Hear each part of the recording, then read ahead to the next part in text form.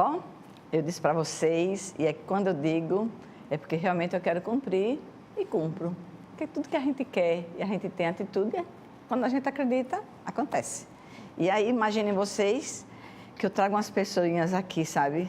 Só trago quem é bom, quem é respeitado, porque eu não vou levar para vocês alguém de que não tenha uma capacidade e um respeito que você possa dizer, eu quero ela para mim, para ser minha profissional, né? Agora, para mim, ela é mais do que isso, porque ela é uma amiga da vida inteira. Ela estava me lembrando que a gente se conheceu há 4 anos, ou seja, uns 10 anos atrás, sabe? Desde 4 anos de idade, minha gente. Vocês imaginam o que é isso? A gente tem alguém que a gente ama muito, admira demais, que a gente esteve desde 4 anos que a gente se conhece e que brincamos e que estamos sempre juntas e ainda por cima admiro tanto que quero trazer mais vezes, mas ela é ocupadíssima, né? E aí, hoje ela está aqui. Eu estou muito feliz com isso. Quero dividir com vocês, que vocês possam compartilhar comigo e eu compartilhar com vocês o saber dela e a forma leve e agradável que ela tem de conversar e de falar sobre ciências, que é isso que a gente está aqui, para levar até vocês o conhecimento, através não do achismo que muita gente acha, que na psicologia se acha alguma coisa. Não, a gente tem umas ciências que nos embasa, que nos faz trilhar os caminhos, mas que eu ainda fico, sabe, doutora Hilda Márcia, minha amiga Dida, eu fico com aquela frase do Evinhalo quando ele diz, não importa as intervenções científicas que você possa fazer, mas a forma como você acolheu o seu paciente na hora que ele mais precisou. Então, acho que isso tem muito estilozinho da gente, né? Com toda certeza. Então, essa forma de fazer ciências acolhendo, para que o outro sinta-se à vontade, mas sinta-se que naquela caminhada que normalmente não é fácil, porque mudança não é fácil para ninguém, não é? Possa ser mais leve, porque ele tem a certeza que tem alguém que acolhe.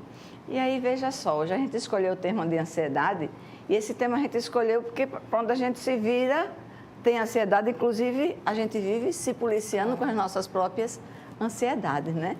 Então, como você diria ansiedade para início de conversa?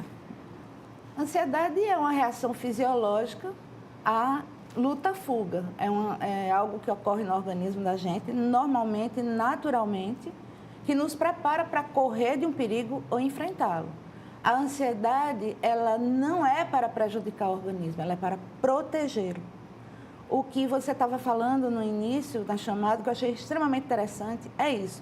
A frequência, a intensidade é que adoece. Porque quando você se prepara para enfrentar um perigo, desencadeia uma série de coisas no seu organismo, né? Há uma inundação de 2 substâncias que são mensageiras do sistema nervoso central, que é a adrenalina e noradrenalina, e elas preparam o ser humano para enfrentar ou fugir algo, ou seja, uma ameaça que está acontecendo ou uma ameaça criada, uma ameaça que não está existindo. Tipo assim, se nós estamos aqui, entra um pitbull aqui, é uma ameaça. O seu corpo vai desencadear um monte de reações para você correr dele ou enfrentar. Você não pode enfrentar um pitbull com os braços moles, então você vai ter que ter tonicidade. A sua pupila dilata para que você tenha mais luminosidade. A respiração acelera porque você precisa levar sangue para partes musculares do seu organismo e que tenham tenacidade para enfrentar. Agora, a ansiedade patológica é quando não tem o pitbull e o medo do pitbull desencadeia toda essa reação em cadeia. Que é aquele medo do que vai acontecer, que às vezes nem acontece. Nem acontece. Na verdade, para que a gente tenha essa ansiedade? Por exemplo, imagine você vai atravessar uma rua com muitos carros, você fica ansioso, porque você tem que se preparar para enfrentar aquilo ali. Você vai para uma sala de aula fazer uma prova, você tem uma ansiedade. É controlável, você tem toda essa reação, é uma estimulação do sistema nervoso, um feixe de nervos, sistema nervoso simpático e parasimpático, que é o sistema nervoso autônomo. Então, essa reação acontece na simpaticotonia, ou seja, há uma hiperestimulação do sistema nervoso simpático. E essa estimulação causa todas essas reações no corpo. Mas a gente se esquece de uma coisa muito importante. O sistema nervoso simpático, ele tem a contrapartida dele, que é o sistema nervoso, ao contrário, o restaurador.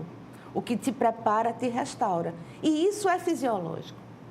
Então, quer dizer, à medida em que você está explicando algo fisiológico para que as pessoas entendam cientificamente, bioquimicamente como isso acontece, e você veja que quando ela fala de adrenalina, todo mundo acha que assim, são tantos neurotransmissores que as pessoas não conhecem, mas aí a adrenalina eu tenho certeza que a maioria já ouviu falar. Exatamente. Porque diz assim, poxa, eu estou com adrenalina altíssima por conta de alguma coisa que está me acontecendo. E normalmente isso pode ser na excitação negativa ou positiva. Exatamente. Não é? Então, quer dizer, essa coisa que, como você diz, ou me dá forças para enfrentar... Ou para fugir. Ou para fugir dela. A gente imagina assim, vou dar um exemplo bem maluquinho. O ansioso não coloca só o carro na frente dos bois. Ele coloca os bois, os carros, tudo nas costas e vai correndo para ver se dá tempo. Ou seja, a ansiedade é medo do que ainda não aconteceu. Você, psicologicamente, se prepara para um perigo que não tem, um pitbull, como a gente está falando aqui.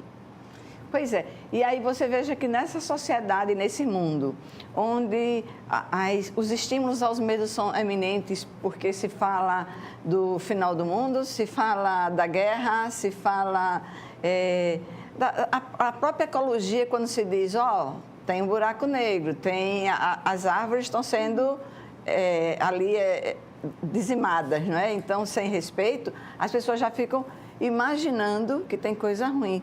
Imagina quando as pessoas dizem assim, você está com a doença. Que diagnóstico é esse? Antes de saber o diagnóstico, o sofrimento... Exatamente, é o medo do que ainda não aconteceu. E esse é o problema da ansiedade. Se você observar, nós temos medo o tempo todo. A última notícia de hoje, a gasolina que vai faltar. E se eu for viajar? E se eu não tiver gasolina para colocar no meu carro para chegar nos meus compromissos? E se? Essa reação já começa a ocupar mais tempo na sua mente do que é o natural. E ela começa a ser patológica. É a ansiedade. Aí você veja que essa história, como você diz, de combustível, não é só o ir e vir, não é? Não. Que são nossos compromissos, nossa responsabilidade, mas também de que se eles não têm esse combustível, eles não trazem alimento. Já está se falando que pode faltar alimento, ou seja...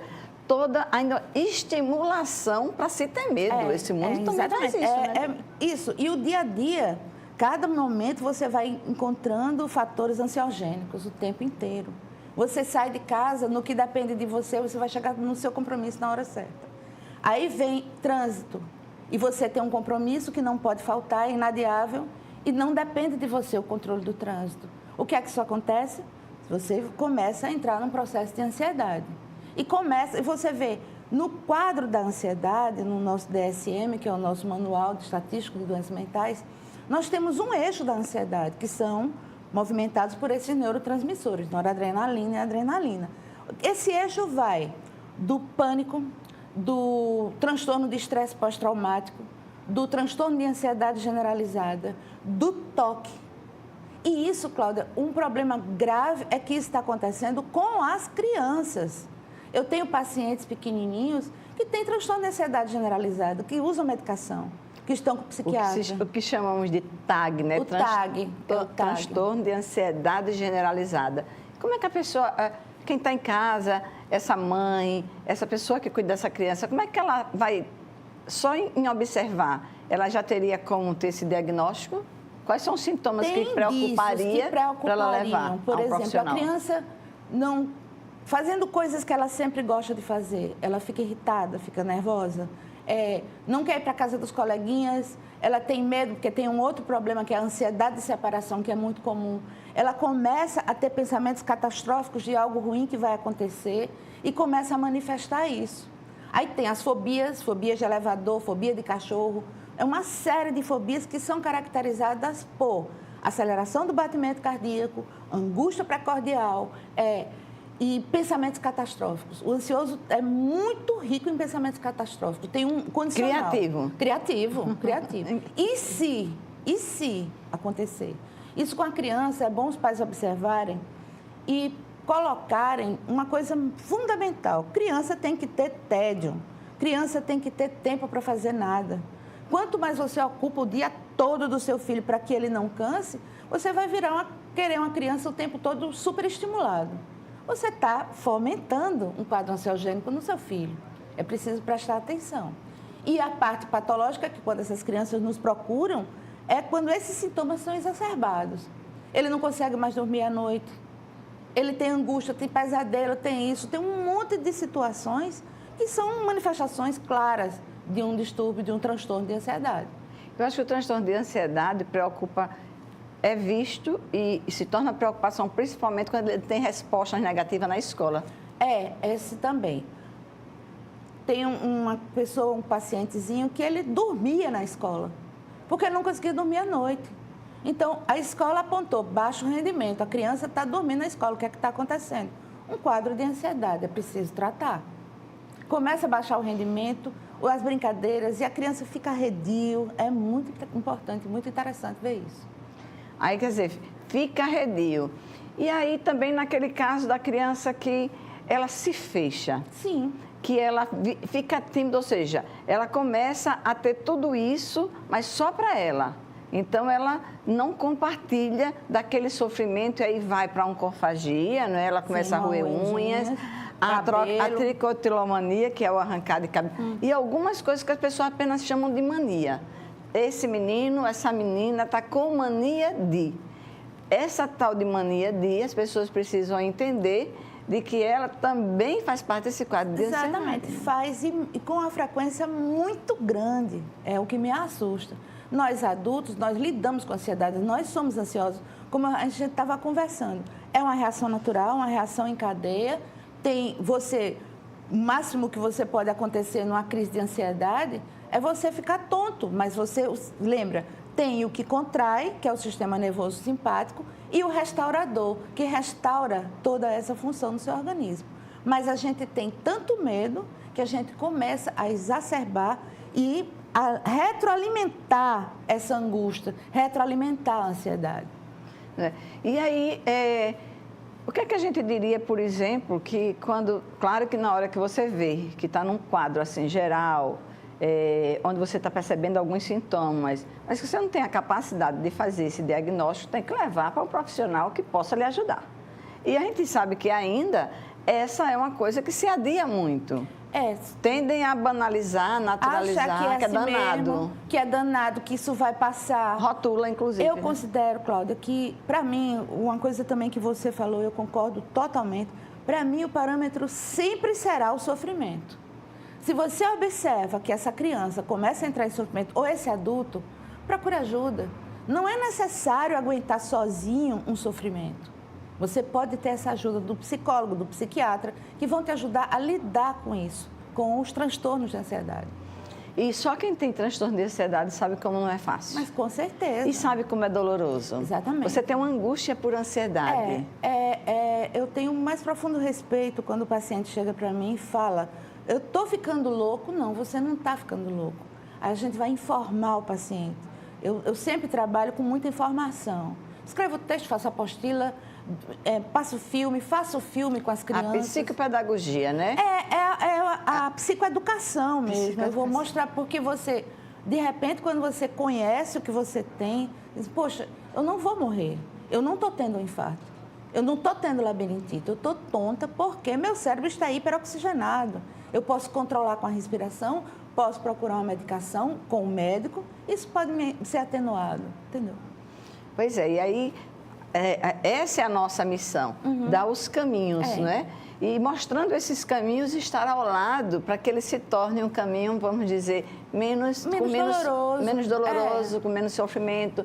Então, vejam só vocês que isso é muito grave, porque a gente sabe que o nosso filho, eu tenho certeza que quem está nos assistindo, ninguém vai querer sofrimento para aquele que ama. Exatamente. Para o seu filho, para o seu neto, para aquela criança que você está educando, no caso da professora. E eles são muito despreparados em relação a isso. Por isso que a gente luta tanto que as escolas tenham psicólogos. E que conversem. A maioria das escolas não tem. Os pais procurem um psicólogo escolar. Sentiu alguma coisa com o seu filho, fugiu do seu padrãozinho, procure.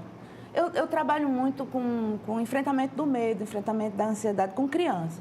Aí faço filmes. É super interessante, eles fazem o roteiro, eles fazem com o fator ansiogênico. Fobia de elevador, a gente cria histórias. É muito interessante. Com o adulto, a informação é mais... Conte só um pouquinho dessa história que, assim, deve ter um monte de gente para saber como é que uma criança não é capaz de ser roteirista, é isso? Faz um mas filme. faz a coisa mais linda. Eu tive um caso de um paciente que teve transtorno de ansiedade generalizada, há muito tempo atrás. Ele, desobedecendo os pais, chamou os amigos e foi ver um filme de terror. Então, ele desenvolveu um quadro de ansiedade generalizada, assim, gravíssimo. Ele não ia mais para canto nenhum, ele não ia dormir no quarto dele. Ele só queria estar dormindo no quarto dos pais. Isso com quantos anos? Na época, esse paciente tinha uns 8 a 9 anos. Aí nós fizemos um filme, com todos os recursos da cognitiva, autoinstrução, enfrentamento do medo, trilho dos meus medos, tudo que a gente podia utilizar, a gente utilizou. E a criança entendia, mas não deixava de dormir no quarto dos pais. Aí eu digo, vamos fazer um filme, vamos filmar. Aí, assim foi feito. Ele fez um roteiro, que o nome do filme era O Assassinato no Berço. O Assassinato no Berço, analiticamente, Mas era um filme de terror, né? Ele já estava fazendo catarse. Aí ele fez o filme e era um filme super interessante. Quando ele compreendeu o efeito do cinema, que é como se fosse real, né? Você utiliza expressando as emoções. Eram 2 bonequinhos e ele viu o que ele criou. Foi que ele entendeu que o filme que ele viu não era real, que era um ator, que era uma personagem, era um ator. Isso ajudou muito. E faz também fobia de elevador, a gente constrói elevadores. Criança é muito interessante você lidar, porque é a emoção no estado bruto, é uma coisa assim muito... Sim. Mas ainda falando do assassinato do berço. Assassinato do berço, né? Porque pensem só comigo. Hoje, uma criança chora, se coloca no braço, né? E a gente talvez... A criança, o natural, na maioria, é de que ela chora. Claro que cada criança é diferente, mas a gente vê uma criança está com fome, está com a fraldinha molhada, está com a fraldinha suja, então ela começa a chorar por desconforto, né? Então ela chora por desconforto e vamos levar o conforto a ela. Uhum. Mas na hora em que uma criança não está com nada disso, já está limpinha, já está bem alimentada, e ela deveria voltar ou para a cadeirinha ou para o bercinho, tá lá os pais tirando ela do berço e balançando de preferência. A gente não sabe o que é que aquele balanço faz, né? Mas está lá balançando. Eu chamaria isso de assassinato no berço. Vou lhe dizer por quê. Vou lhe dizer por quê. Porque na hora em que pais tiram uma criança que deveria estar naquele local, vivenciando, vamos dizer, a rotina, a disciplina que é ali, e ela está acostumando ela a ter um braço que é acalente, tira dela a oportunidade de enfrentar a vida como ela é. Isso é um assassinato. Mas olha, o Assassinato do Berço foi o nome do filme. Mas eu me aproveitei, né? Eu achei interessante como ele colocou, assim, o que era que ele estava sentindo, que era um terror. Um bebê fazer um mal a outro, era um terror, foi a criação dele. Mas você tem toda a razão. A criança, ela precisa... Não já deixa ansiosa quando essa criança... Chorei, tira do berço. Então, quer dizer, em vez de você chegar lá, o que está acontecendo, vozinha baixa, né? Agora também, fazer um colo carinho. É muito bom, tanto para o bebê como para a gente. Mas a gente não tem que saber a hora? Tem que saber a hora, porque senão Nem você vai ficar colo. Na sua ansiedade com o bebê, né? Você vai ficar ansiosa. Aí veio o si. E se ele chorar e eu não estiver perto? E se eu for tomar banho e ele chorar? E se eu for traumatizar o meu filho? Aí é a ansiedade da mamãe ou do adulto que está cuidando desse bebê. E aí também ela pode passar isso para o neném. Exatamente. Então a gente tem que entender que também as nossas atitudes com essa criança bem novinha já começa ali a reforçar ou mitigar uma ansiedade que possa já ter vindo com ele de predisposição, por exemplo, genética. E, Claudinha, também assim, a agenda de criança é mais completa do que a de um adulto. Tem esporte, balé, não é só um esporte, são 3, 4. Inglês, francês, tem um monte de coisa. A criança, tem pais que eu pergunto, qual é a hora que ele faz nada? Porque qual a hora? Entendeu? Ele faz o que ele quiser. Qual é a hora que ele vai fazer o que ele quiser? Jogar, ficar deitado, fazer nada. Isso é necessário, porque o corre-corre da vida nos transforma, todos nós, em coelhos brancos, correndo. Foi o da Alice, né? Correndo, correndo, correndo. E é preciso que a gente tenha esse cuidado com quem está chegando. Correndo para lugar nenhum, né? Correndo para lugar nenhum. E com a gente mesmo, né? O momento do seu dia, o que é que você faz do seu dia, qual é o momento que você coloca, um momento de não ter que eu não tenho que isso, eu não tenho que aquilo. Você começa a se equilibrar para combater essa ansiedade exagerada. E aí eu fico pensando quando você diz assim, 1 hora para ele não fazer nada. Mas hoje as crianças passam muito tempo já em ter idade com o computador, ou com o celular, ou com um tablet ali do lado. E às vezes esse não fazer nada se demora por muito tempo, inclusive às noites sem dormir, que as mamães dormem, esquecem de monitorar os filhos. Isso também causa ansiedade por conta da superexcitação. Mas eu não estou falando fazer nada, não é jogos eletroeletrônicos. Não, mas eu só estou aproveitando, não está entendendo? TED, mas é verdade. Porque se você dá o tempo, e até um tempo que você disciplina para ele fazer esses joguinhos também, porque é vontade, um direito dele. Agora, eu estou falando da criança que é super ocupada e não é nem com esporte, nem com brincadeiras, nem com aula, porque ele não quer sair do seu computador, do seu celular, do seu tablet ali, porque tem sempre jogos, não é? Você percebeu o que a gente estava conversando? A frequência, o erro está nisso. A tecnologia não é nossa inimiga, a gente precisa utilizar a nosso favor o tempo inteiro, mas existem momentos, né? O não fazer nada, essa criança ela está deixando de fazer o que ela tem que fazer por algo que não é não fazer nada. Ele está jogando, ele está tendo uma hiperestimulação no pré-frontal. Ele está tendo, é um estímulo muito grande. Então, como dormir se ele faz isso à noite na hora que a mãe está dormindo?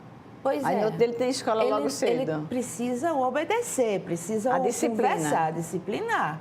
Né? Porque se não regras e rotinas são fundamentais para o desenvolvimento de uma criança. Regras e rotinas. Ela está falando de disciplina. Se não tem isso, tem confusão mental. Claro. A mente fica confusa, desorganizada. Você começa a pensar como você está jogando, aquela rapidez, a informação já vem processada. Né? Leitura está sendo muito difícil. Graças a Deus, tem crianças que estão indo contra a corrente, que fazem tudo. Tem um momento do jogo, porque tem aquele momento estabelecido no seu horário. Tem determinados comportamentos que você pode ganhar mais alguns momentos desses jogos, mas adquiridos. Mas você também tem outros estímulos. Vamos ler, vamos descobrir o que é que tem, uma peça de teatro, vamos estar junto, brincar juntos. Trocar ideias. Trocar ideias. Né? Dizer que eu estou interessada em ouvir o que você fala. Exatamente. E outra coisa, as crianças, elas chegam no consultório querendo jogos eletroeletrônicos. E nós não temos, né? Na ludoterapia? Na ludo não tem. Então, quando... não quero. Tá bom, então vamos fazer isso aqui. De repente, eles são os melhores, que gostam, que adoram e que brincam, entendeu? E que querem voltar para uma sala que não tem jogos eletroeletrônicos. Ou quando temos, nós utilizamos dentro de uma função, dentro de um contexto terapêutico. Pois é, e esse contexto terapêutico que às vezes as pessoas não entendem, mas que a gente está lá para fazer a psicoeducação. Exatamente. De que os pais saibam, acompanhem e saibam como nos ajudar dentro desse time, porque sozinha você não faz funciona. nada, né? Nós somos um time. A escola, os pais, os adultos cuidadores, né? E nós somos um time. E o psiquiatra ou o neurologista... Às vezes faz parte do claro, time faz também, parte desse contexto vezes. E são extremamente necessários. Ele não trabalha sozinho. Né? Uma criança com um transtorno de ansiedade grave, ela precisa de um atendimento médico. Porque, volto a dizer, o parâmetro é o sofrimento. Nós não precisamos deixar uma criança sofrer. Né? Pois é. Aí a gente pergunta, poxa, a gente sabe que o pai, a gente sabe que a mãe, a gente sabe que a maioria desses adultos que estão com a criança, o professor, ama o seu filho e quer o melhor. Mesmo que esse jeito de amar não seja aquele, vamos dizer, que a gente considera o mais adequado, porque até isso a gente vê que se tem dificuldade. Claro. Porque às vezes acham que amor é comprar, é dar o que quer. Essa é outra coisa que eu acho que leva a uma ansiedade muito grande. É um dos a compensação do que está fazendo falta para a criança. Todos nós queremos vínculos. E esses vínculos, eles são afetivos e eles não podem ser substituídos por valores monetários. São vínculos. É claro, é ótimo dar presente. Não. É ótimo dar presente, é ótimo que a criança tenha coisas. É lindo ver o olhinho da criança brilhar quando ela ganha uma coisa boa. Mas também uma coisa que ela quer. Mas também é lindo ver o olhinho da criança brilhar quando você vai dar um beijo de boa noite. Esse é o afeto. Né? Que muitas vezes falta. E o que eu amo, dizia Inês da Silveira, o que cura é o afeto. Né? E se a gente tem certeza disso, que o afeto é quem cura, e aí você compensa, né, dando brinquedos ou jogos eletrônicos, ou o que aquela criança quer, também tem aquela história aquilo que eu ganho fácil, eu me desapego fácil e já quero uma nova coisa. Querer mais. Eu preciso de estímulo, aquilo ali já eu consegui, foi Agora, fácil. Onde está escrito que essas crianças têm que ser super estimuladas sempre? Isso é um fator ansiogênico. Entendeu? Não há tanto estímulo, motivar. São as palavras da moda agora. Estímulo, estimular. Calma, reflita, pense, sossegue. Tanto é que quando eu costumo falar com as pessoas, eu sempre digo isso, vamos parar para pensar, que é o que as pessoas não têm feito. Uhum. Isso também tem que estar dentro da rotina e da disciplina. Claro. Esses momentos para pensar. Vocês vejam que às vezes, é uma coisa que às vezes eu fico pensando, aquela forma de disciplinar que bota a criança de castigo para pensar. Como se pensar fosse um castigo. Começa por aí. Pensar tem que ser algo saudável. Se eu sei que tem uma construção de pensamento na minha mente... vai ficar pensando que quando chega na adolescência, pensar para quê, né? E assim, se eu tenho que pensar quando estou de castigo e não sou, vamos dizer assim, motivada a pensar normalmente, porque deve fazer parte da minha vida pensar, porque é na construção do meu pensamento que eu tenho ou não o controle desse pensamento, porque o que eu vejo muito é o quê? A mente é minha, mas eu não tenho controle sobre ela. Ela é quem tem controle sobre mim. Por que a minha mente tem controle sobre mim? Porque eu não a conheço. Exatamente. Como é que eu controlo o que eu não conheço? Você precisa refletir. Como pensar. Eu falei, sossegar, pensar. Aquietar-se, né? Aquietar-se. Isso parece que está sendo tão difícil hoje, né? Nessa vida de correria. Nós viramos coelhos brancos. Pois é. E aí voltamos para o tema que é a ansiedade, né? Que o que prejudica na ansiedade é a frequência. É isso que você estava falando agora. É a falta de reflexão. Quando a frequência gera um transtorno de algo que é fisiológico. Olha, essa é uma grande encrenca.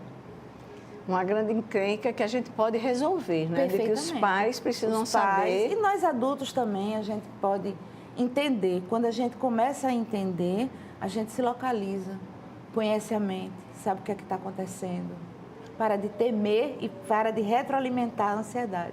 E isso não é fácil. A gente falando assim, as pessoas podem dizer... Não é fácil. É um desafio, mas que a gente vê acontecer na hora que a gente tem...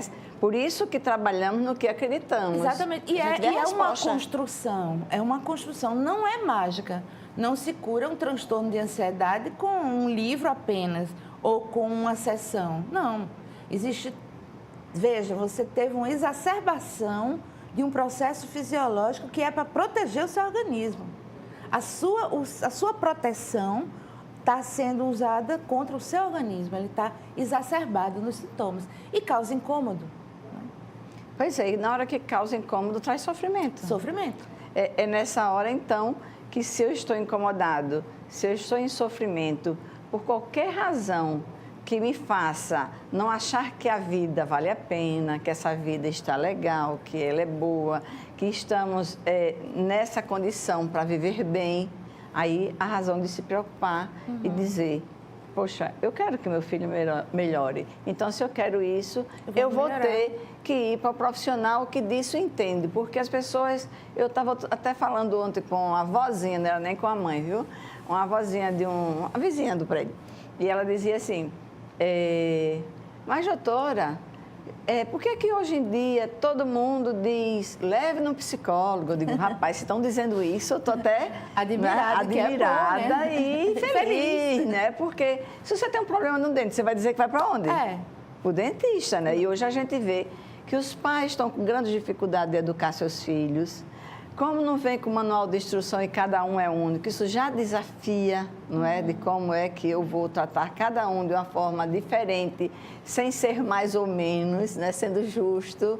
Como é que eu acerto mais se eles cada um tem suas dificuldades. Isso eu não estou aguentando isso sozinho. Para quem é que eu devo procurar ajuda? A quem? Um profissional que possa lhe orientar. Que estudou comportamento. Que estudou comportamento e que trabalhe também em conjunto, porque tem problemas que nós precisamos do psicopedagogo, do fono, né? É multifatorial, precisamos ampliar o time. Quem sabe ganhar Copas do Mundo sempre. E é isso que a gente quer na vida, né? É isso, com certeza. Se a gente passar por essa vida e não ganhar uma Copa do Mundo, a gente não fez nada, né? Fez nada. E essa Copa do Mundo, eu acho que perpassa pelo sentido da vida, né? Porque estamos aqui, não é? O que é que viemos para fazer? E eu acho que na nossa profissão a gente tem muito esse de servir as pessoas e de ouvir deles, poxa, minha vida antes e depois. Sempre. Eu tenho um cartãozinho de uma criança que eu achei a coisa mais linda do mundo. Logo que ele começou a ser alfabetizado, ele escreveu para mim: obrigado por cuidar de mim, com N, tão lindo. E um xizinho onde ele botou o nome dele. Eu carrego comigo, porque eu acho que é o maior prêmio para o profissional, é levar o outro de volta a si mesmo, né? É verdade. Isso faz valer a pena, não é? Com certeza. Não é à toa que estamos nessa missão. E isso também é missão de vida. E a missão dos pais, dos professores, é observar essas crianças e ver exatamente o que é que pode fazer por elas. E ainda entender que, na maioria das vezes, quando isso está já no nível de sofrimento e, como você diz, exacerbado, já passou da conta, então eu preciso de ajuda. Como na maioria das escolas não tem psicólogo, aí eles vão para o orientador e para os supervisores, e até esse orientador e esse supervisor não sabem o que fazer. E, olha, não sei se acontece com você, nas horas em que vou dar palestras nas escolas, quem eu sou mais procurada são com aqueles professores que também precisam de cuidados, não é? Quer dizer, a psicóloga escolar podia até estar fazendo dinâmica, psicoeducação, com esses professores para ajudarem melhor a esses alunos e aos pais. Então, você veja, não tem psicólogo, então vou para o orientador, para um supervisor, que nem sempre está preparado para dizer, você precisa ir por esse caminho. Eu percebo, nas minhas andanças na escola, que isso está sendo modificado. E também eu vejo a ação do psicólogo maravilhosa em alguns colégios, sabe? E os próprios pais, os próprios professores notam essa diferença. O cuidado... Na escola que tem psicólogo, a diferença. A diferença é muito grande, é muito grande. A diferença é grande porque exatamente tem esse profissional preparado para perceber mais fácil o sofrimento da criança. Essa criança precisa de um clínico, precisa de ir para um psiquiatra, precisa de um neurologista. Existe um acompanhamento que nós, no nosso consultório, não podemos fazer, porque eles estão ali diariamente, eles estão observando aquele contexto. E é muito importante. E aí você veja que é mais fácil para os pais acharem que quem está sofrendo é eles, viu? Eles não entendem, vamos dizer assim, de que aquele sofrimento é da criança. A criança, eles rotulam de o danado, o desobediente, o agressivo, o que quebra regras, enfim, o que me faz sofrer, porque eu não queria ter um filho assim. Né? Normalmente a gente mostra, será que o sofrimento é só seu? Perceba o sofrimento do seu filho, e quando essa medida é tomada cedo, a diferença é visível na criança e para os pais. Eu costumo dizer aos pais que procuram ajuda para as crianças, porque eu não trabalho com criança, né? Mas encaminho sempre. E claro que até quando a gente vai encaminhar, é o nome da gente que está envolvido. Apesar da minha primeira formação ter sido infantil, trabalhei por muitos anos, hoje eu já não trabalho mais.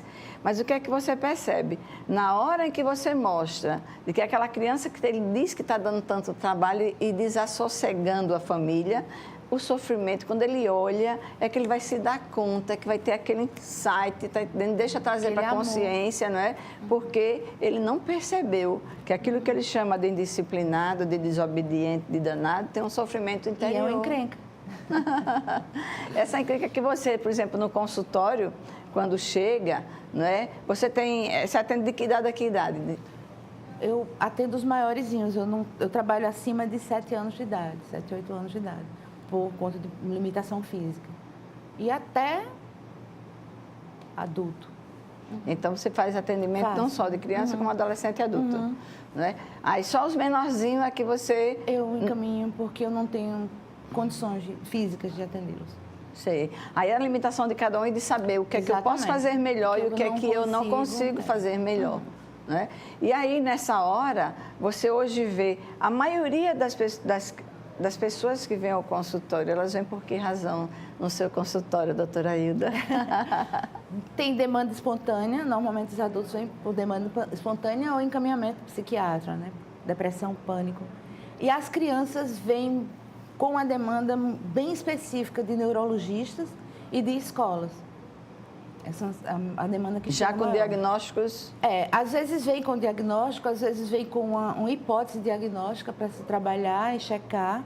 Isso é feito também com a equipe profissional, como neuropsicólogos, e trabalhamos em conjunto.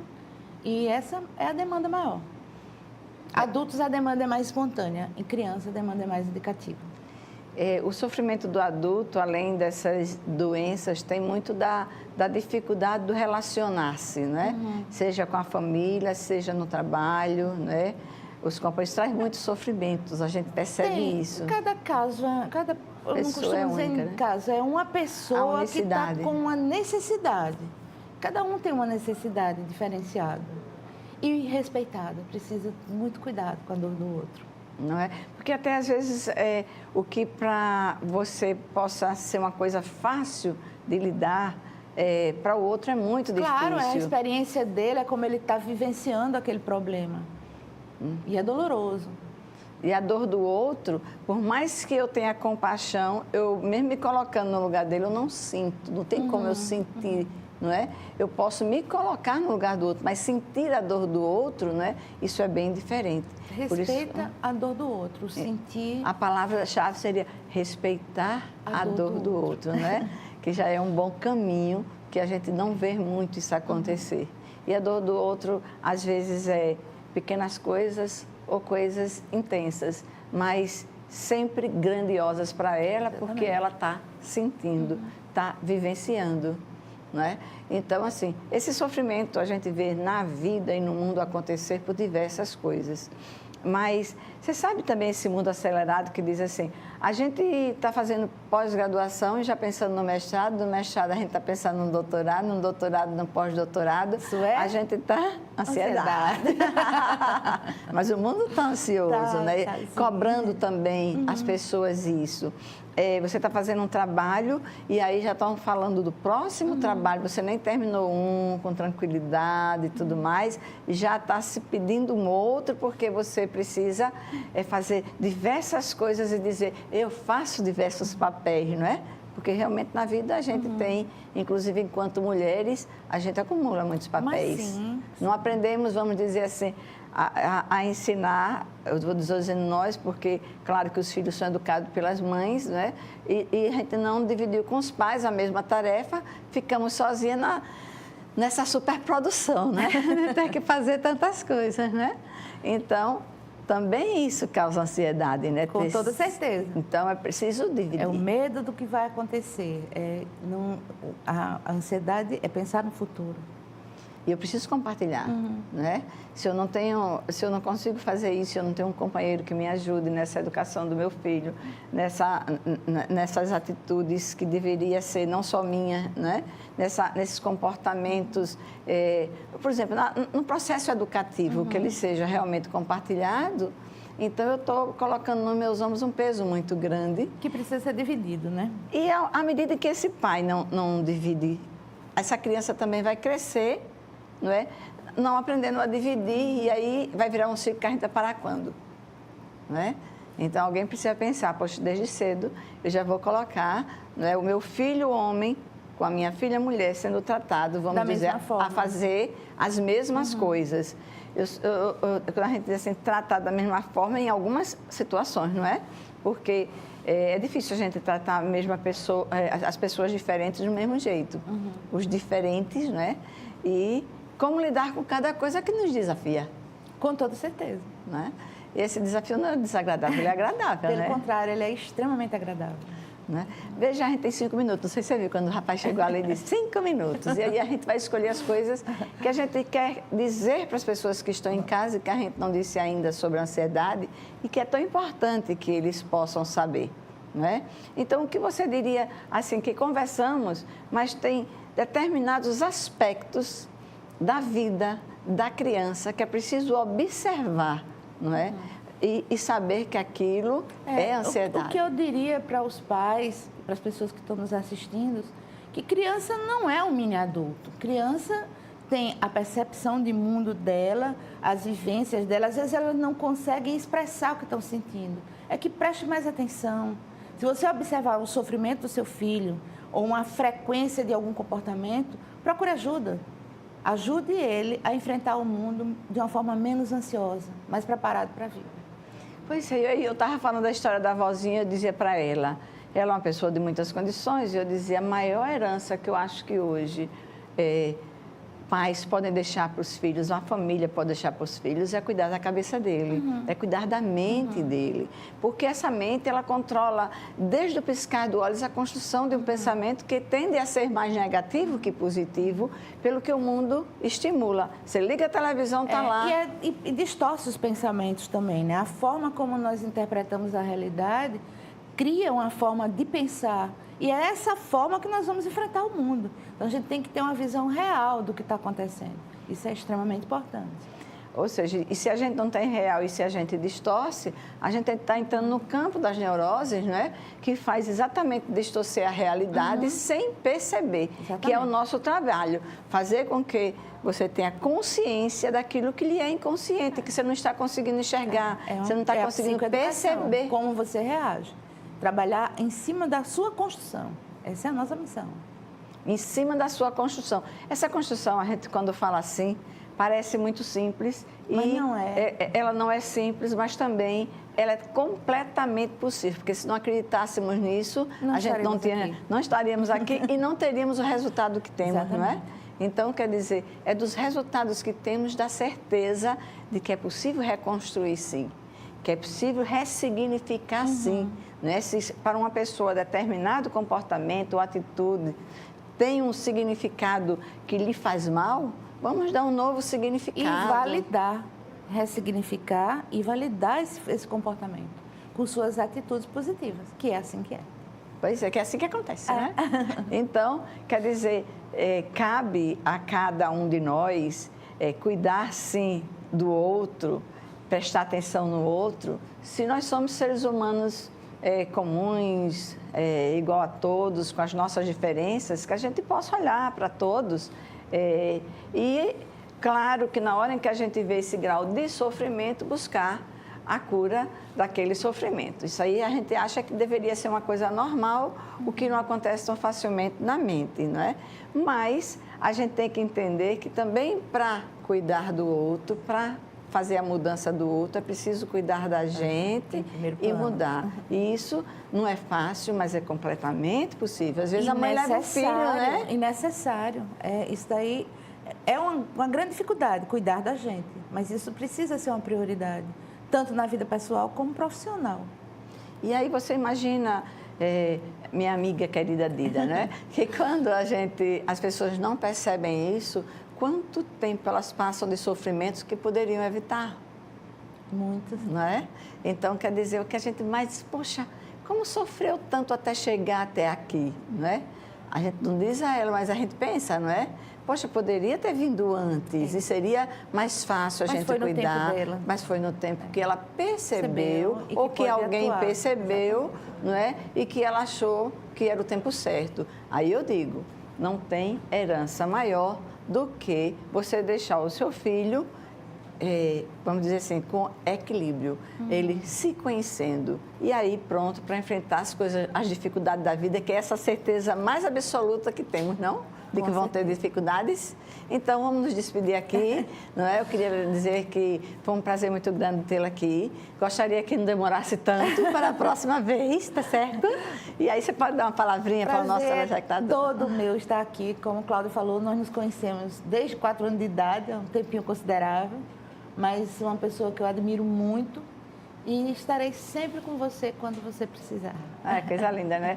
Então, vocês vejam que essas coisas também é o que dá sentido à vida. É o que faz com que as pessoas possam valorizar a amizade, as relações, entender que a vida, se você vai para um só caminho, na hora que você perde ele, você fica sem nada, né? Então, temos que ter vários. E claro que a gente termina esse programa hoje dizendo a vocês que preste atenção em você, no seu filho, no outro, e não deixe de se cuidar e de cuidar da mente, que é o que faz você realmente aproveitar tudo que a vida tem para oferecer. Se está doente, precisa de cuidados. Então, é assim que a gente se despede. Até o próximo programa aqui no canal 25 da NET, TV Mar da Organização Armando Melo. Até a próxima.